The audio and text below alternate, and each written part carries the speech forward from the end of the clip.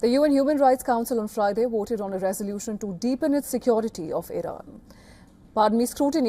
demanding the country to end its brutal repression. The development comes after activists flagged its crackdown on protests that left thousands dead. The 47-member body voted with 25 in favour, 7 opposed and the rest abstaining.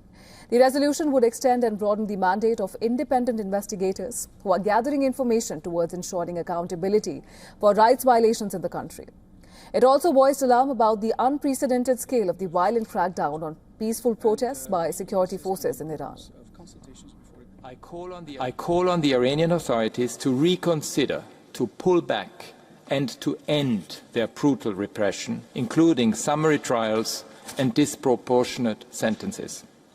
I call for the immediate release of all those arbitrarily detained by the Iranian authorities. Iran's ambassador to the UN, however, told the Council that its emergency session was invalid. He rejected the legitimacy or validity of the session and reiterated the death toll provided by the Iranian authorities. Events were deliberately transformed into organized violence, including terrorist attacks, destruction of property and armed actions against civilians and law enforcement. The government of Iran officially announced verified figures regarding the recent unrest.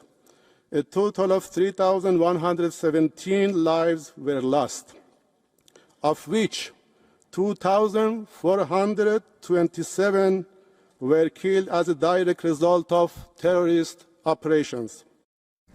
At least 50 countries, backed by the call for a special session of the UN HRC, initiated by countries including Iceland, Germany, Britain and France, among the many countries to raise concerns about Iran's deadly crackdown. China, Pakistan, Cuba and Ethiopia also questioned the usefulness of the session, with Addis Ababa's representative calling the unrest in Iran as internal affairs. Western diplomats expect the session to approve a proposal to extend by 2 years the mandate of a UN investigation set up in 2022 after a previous wave of protests. Now, in the meantime, Haryana has released a new video of an alleged military personnel firing live ammunition onto the crowd.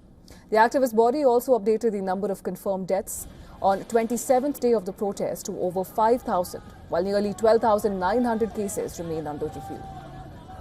The Iranian authorities have blamed the unrest and deaths on what it calls terrorists and saboteurs backed by exiled opponents and foreign adversaries, the United States and Israel.